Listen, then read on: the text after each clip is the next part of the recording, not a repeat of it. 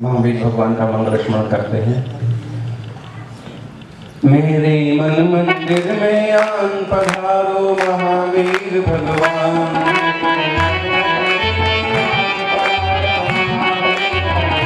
मेरे मन मंदिर में आन पधारो महावीर भगवान।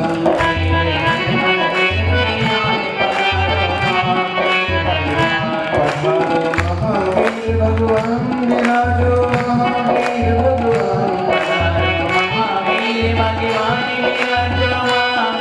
भगवान।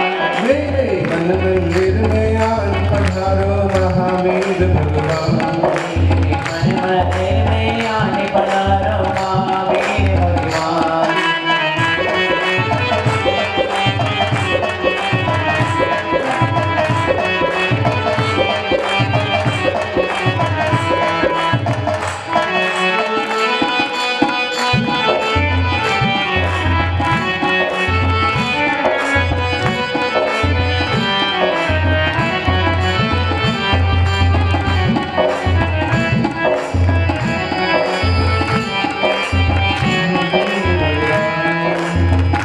आनंद सरोवर रूप तुम्हारा महामनोहर।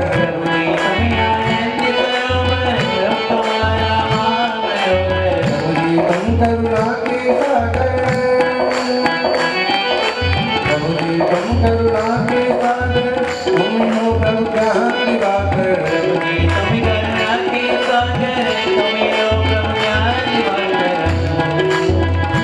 हो जाए सबका कल्याण, पधारो महावीर भगवान।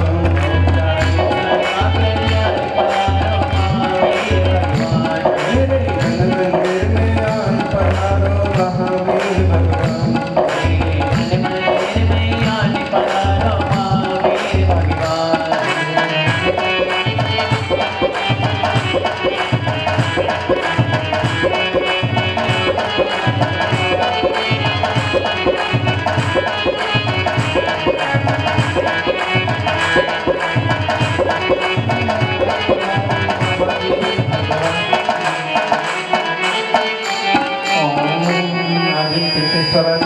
देवादिदेव महादेव आदिनाथ भगवान की, वर्तमान जी शासनाय वर्धमान महावीर भगवान की, आचार्य श्री आदि सागर जी महाराज की, आचार्य श्री महावीर कीर्ति महाराज की, और जोर से तपस्वी सम्राट गुरुवराज श्री सन्मति सागर जी महाराज की। बोली परम पूज्य चैतन्य पाठ्याधीश प्रज्ञाचार्य ज्ञान की संत समणी भक्त मामूली सती हाजिर हो श्री एक सुनी सागर जी गुरुदेव की, गुरुदेव की, गुरुदेव की। अपने दुखों में रोने वाला मुस्कुराना सीख ले। अपने दुखों में रोने वाला मुस्कुराना सीख ले, और के दुख दर्द में तुम काम आना सीख ले। जो खिलाने में मजा है आप खाने में नहीं, जिंदगी में तुम किसी के काम आना सीख ले।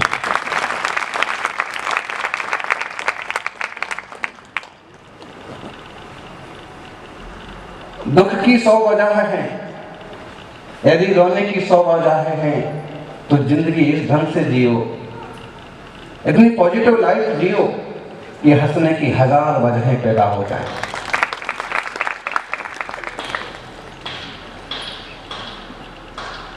जिन्हें रोने की आदत पड़ी है वे सुखों में भी दुख ढूंढ लेते हैं, और जिन्हें मुस्कुराने की आदत है वे दुखों में भी सुख ढूंढ लेते हैं।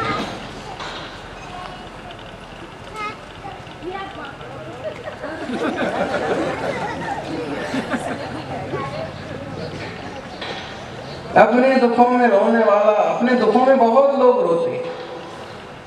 अपने दुखों में रोने की बजाय थोड़ा मुस्कुराना सीखो, और के दुख दर्द में काम आना सीखो। 2 प्रसंग हमारे सामने हैं आज। एक तो जीव दया, युवाओं ने गौ सेवा के लिए नया उपक्रम चालू किया, जो कि बहुत पुरानी कहावत के आधार पर है, पहली रोटी गाय की। आखिरी रोटी कुत्ते की। लेकिन आदमी इतना खौवा हो गया है कि गाय की रोटी भी खाता है और कुत्ते की भी खाता है।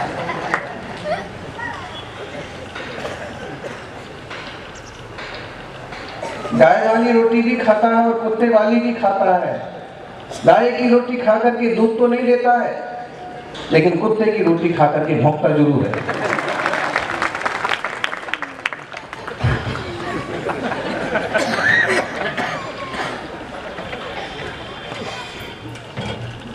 जियो और जीने दो का तात्पर्य क्या हुआ? बहुत गंभीर सूत्र है। जियो और जीने दो केवल गिनती के 4 शब्द हैं, लेकिन बहुत बहुत बड़ी शिक्षा है। महावीर स्वामी के सारे शास्त्रों का सार है। परस्परोपग्रहो जीवानाम, जियो और जीने दो। जियो का मतलब है कि आत्मज्ञान पूर्वक, धर्म ध्यान पूर्वक आनंद से जियो। अभी जी कहाँ रहे हो? अभी तो तुम बेहोश हो। अभी तो खबर ही नहीं है कि आत्मा और तत्व और दर्शन क्या चीज है। केवल खाना पीना मौज मस्ती थोड़ी ना जीवन है। अभी आप सुन रहे थे कि नाबालिग हैं और तब तक संपत्ति न मिले, ऐसा होता है। लेकिन बालिग होने के बाद कम से कम संपत्ति पर ध्यान दो। एकेंद्रीय आदि पर्याय पंचेंद्रीय असंगी तक समझ लो। नाबालिग पर्याय है, उसे पता नहीं है कि मुझे क्या करना है, क्या संभालना है, क्या मेरा है, क्या पराया। पंचेंद्रीय संगी हो गए तो समझ लो अब बालिग हो गए, समझदार हो गए। अब अपनी संपत्तियों पर ध्यान दो, संभाल लो। और अपनी संपत्ति है आनंद, सुख, ज्ञान, दर्शन, शांति। ये जीना हुआ कि हम अपने में जिए, हम आपा में जिए, सहजता में जिए, स्वभाव को जानते हुए जिए। हमने केवल देह दृष्टि कर रखी है, जबकि ज्ञानी पूज्यपाद स्वामी कहते हैं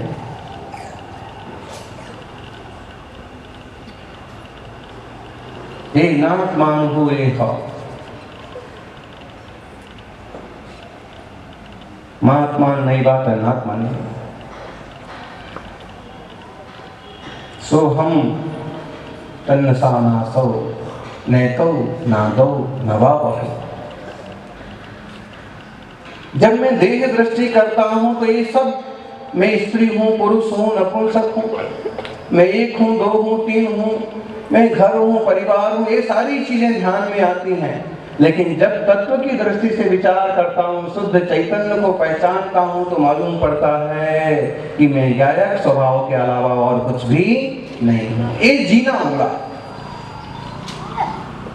है। मुझे पुण्य नहीं चाहिए, मुझे तो पुण्य नहीं चाहिए। पुण्य आप लोगों को बांट देते। मुझे मोक्ष चाहिए। सच में पुण्य और पाप दोनों भी तो एक तरह से कर्म ही है। और जब तक पुण्य में आसक्ति पड़ी है, तब तक संसार में ही आसक्ति पड़ी है, ऐसा समझो। ज्ञानी करता तो सब कुछ है, धर्म ध्यान करता है।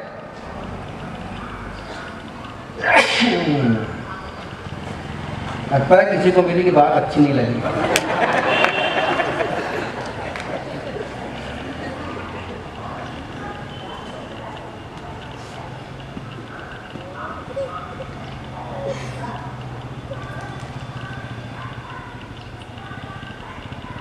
तत्व की तरफ से जब हम समझते हैं तो ये स्पष्ट होता है कि कर्म ही है, उनको चाहता।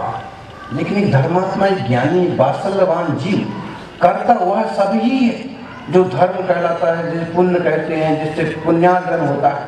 उपकार करता है, परोपकार करता है, छात्रावास खोलता है, गौशाला खोलता है, विद्यार्थियों को पढ़ाता है, मंदिर जाता है, पूजा करता है। मंत्र से समाज का, जैन धर्म का सम्मान बढ़ता है, दुनिया में नाम होता है कि हो। और ये संस्कार उन ज्ञानियों के हैं जिन्होंने वेद विज्ञान किया है। और वेद विज्ञान का ही ये बल है कि बड़ी बड़ी संपत्तियां भी दान कर देता है तो भी उसे आसक्ति नहीं आती है। अज्ञानी आसक्त लोग दान नहीं कर सकते, और कर भी दें तो जिंदगी भर वही गाते रहेंगे कि पहली रोटी दी थी, पहली रोटी दी थी। जबकि ज्ञानी जानता है कि पर है, मैं सिर्फ निमित्त हूँ, मेरे से कुछ बन जाए तो मैं करूं।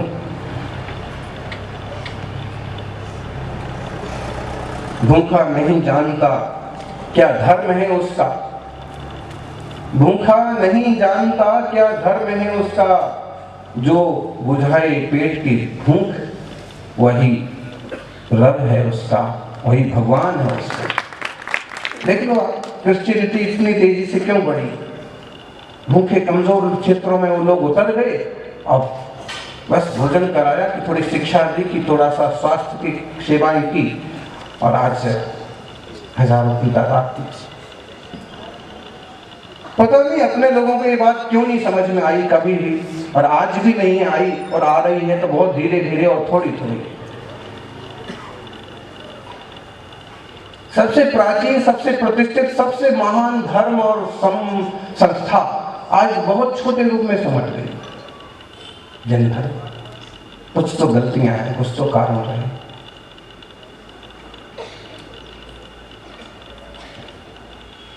जागना पड़ेगा,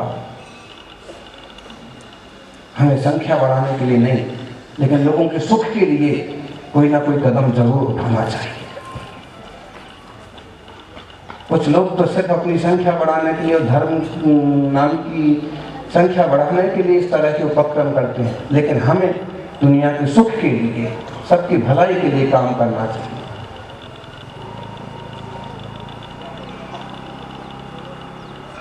बात बहुत छोटी है और मानो तो बहुत मोटी है। हर चीज से ज्यादा कीमती इस दुनिया में सिर्फ रोटी है। सबसे ज्यादा कीमती आपको 1 रुपए में कि 2 रुपए में कि कोई सरकार आती है और 10 रुपए में थाली हो जाता है, लेकिन अगर अपन क्षुधा की तरफ से देखो ना, असाता बेरनी और भूख की तरफ से, तो रोटी। 3 जरूरतें जीवन की, रोटी सबसे पहले, रोटी, कपड़ा और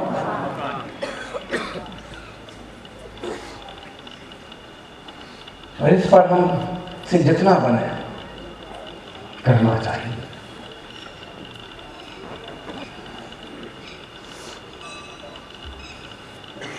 कतार बड़ी लंबी थी कि सुबह से शाम हो गई। एक गरीब आदमी कहता है कि कतार बड़ी लंबी थी, कभी कहीं कहीं रोटी बांटते हैं गरीबों के लिए भी। कतार बड़ी लंबी थी और सुबह से शाम हो गई, एक वक्त की रोटी मेरे लिए फिर से ख्वाब हो गई। लोग हैं दुनिया में ऐसे, हम मस्त आराम से भोजन हो गए और फिर आराम से बैठे हैं कि दुकान पर गए हैं कि पूजा कर ली है। तो पूजा और भक्ति और दुकान तो अपनी जगह जरूरी है, लेकिन जो जीव दया है और आत्माओं को भी अपने आत्मा जैसा मानना, केवल देह दृष्टि ना करें, फिर भी व्यवहार धर्म जो कहता है उसे साफ से भी करें, तो भी बढ़ापन होगा, बड़ा अच्छा होगा। छात्रावास का मंगलाचरण तो 1 जनवरी को ही हो गया, जिस दिन बच्चों ने वहां पर मंगलाचरण गाए, गीत गाए, भक्ति गाए, और आज उसका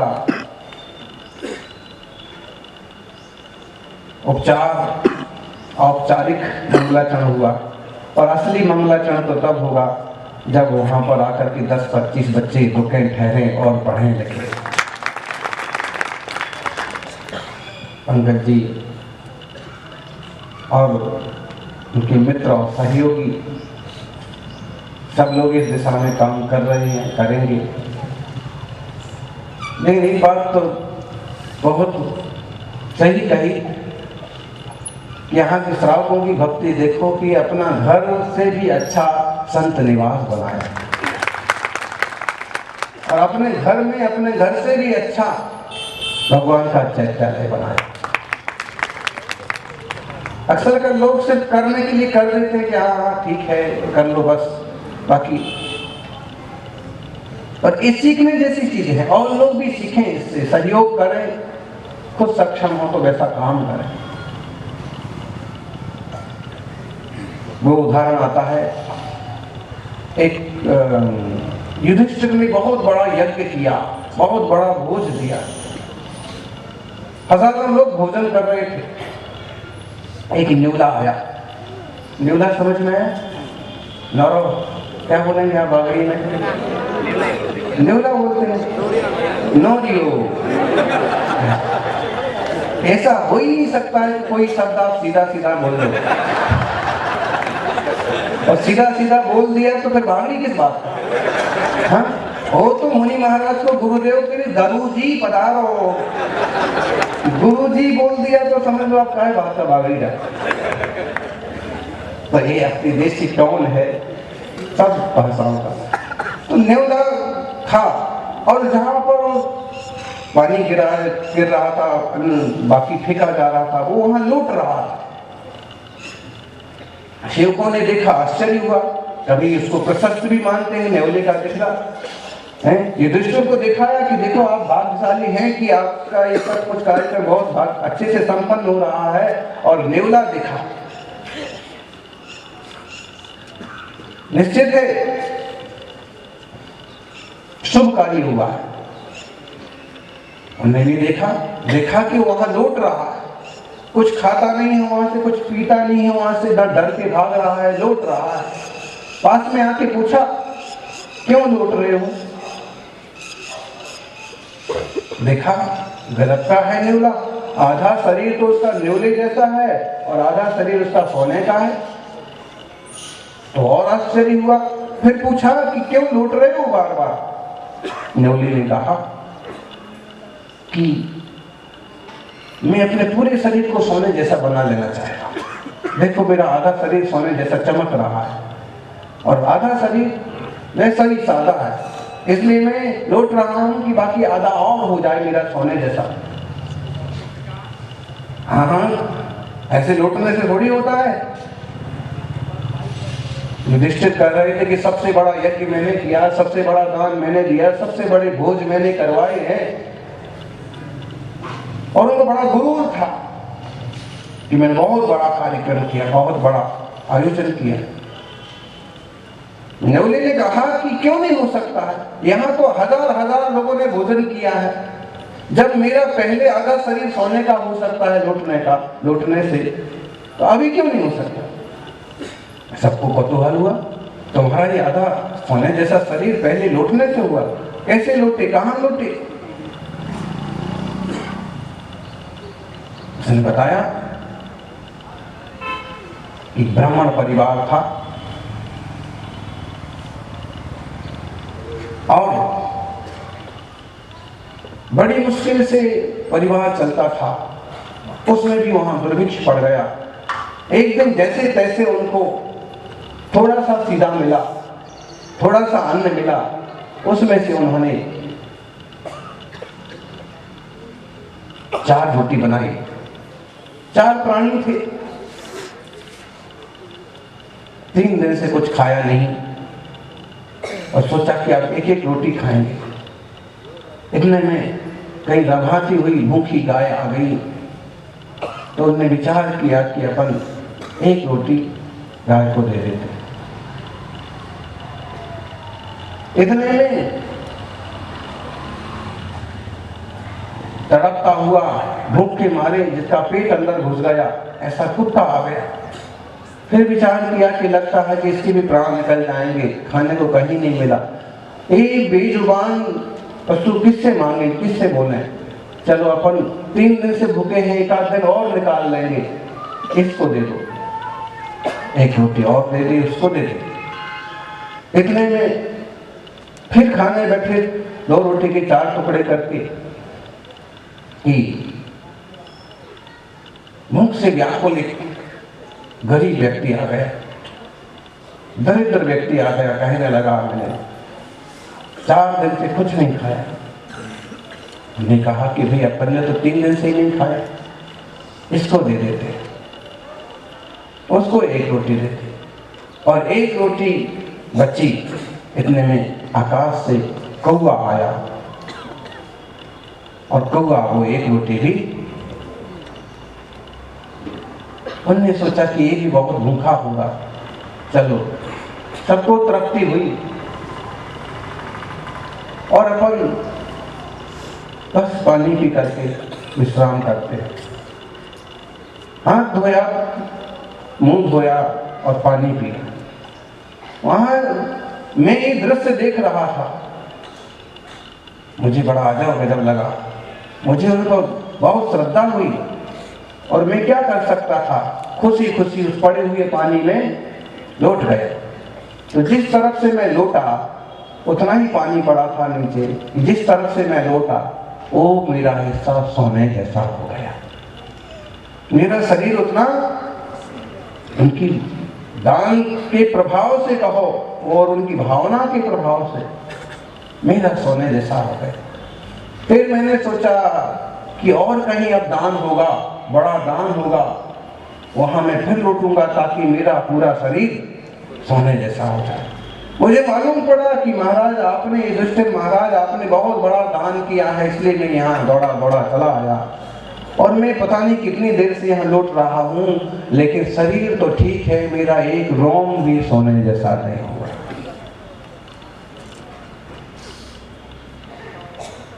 दान कितना महत्वपूर्ण है और किसका महत्वपूर्ण है आप खुद समझ लो।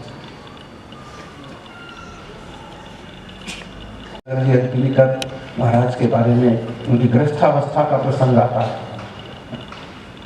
आज वहाँ के श्रावक भी हैं, उनके परपोते भी हैं, उस गाँव के लोग भी हैं।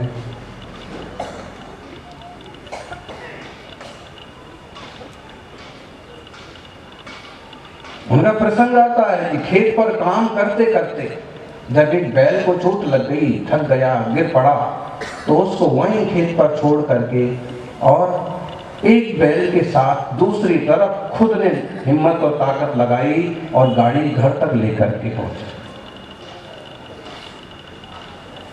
पशु को कष्ट नहीं दो, सेवा करो, सहायता करो। सज्जनों,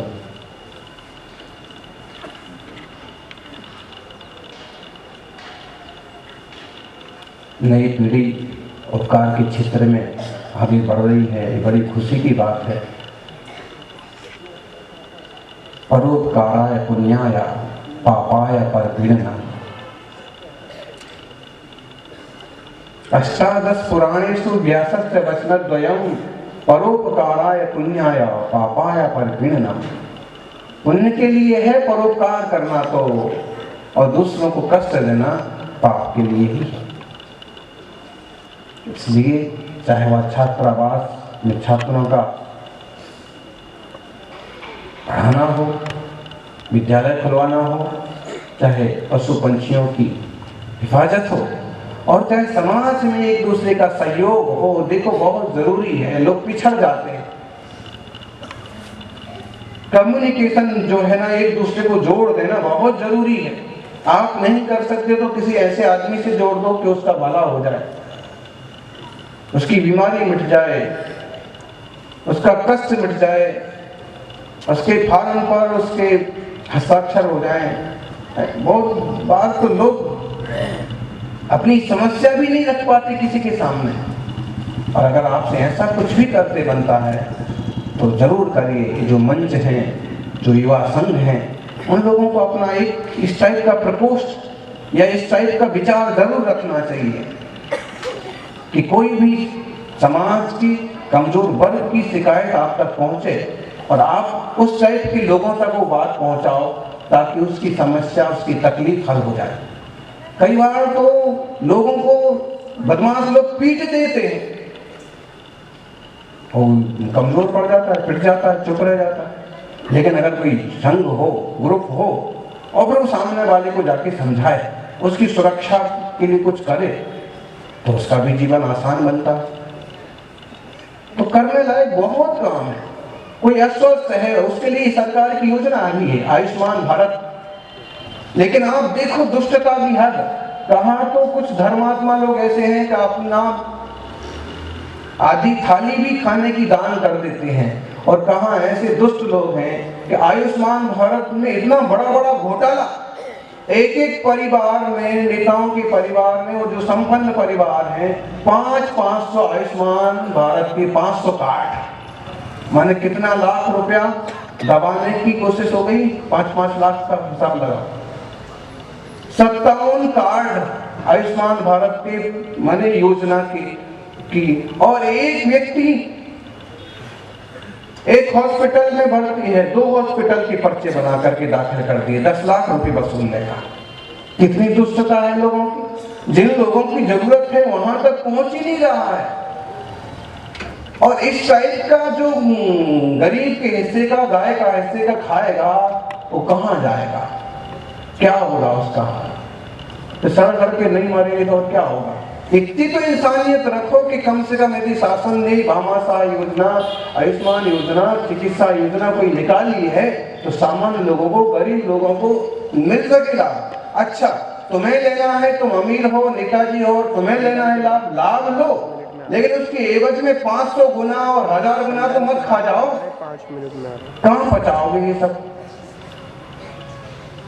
चल ठीक है। जो भी है, आप सभी धर्मात्मा जीव हैं, अपन से जितना बने उतना आत्मा स्वरूप का विचार करते हुए भी, देव सतगुरु की आराधना करते हुए भी परोपकार वृत्ति बढ़ाइएगा। जय बोलिए सुमतिनाथ भगवान की।